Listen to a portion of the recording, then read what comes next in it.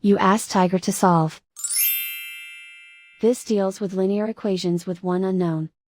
The final result is y equals 25/4.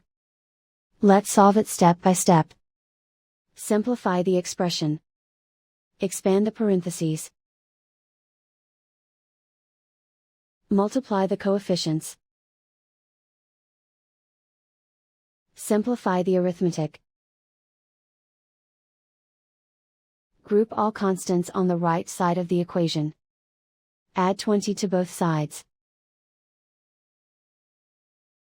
Simplify the arithmetic.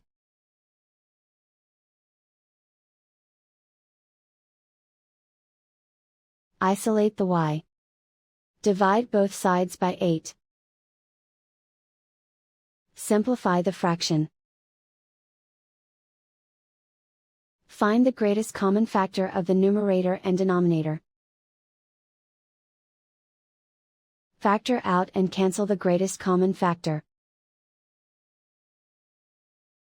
And so the final result is y equals 25/4.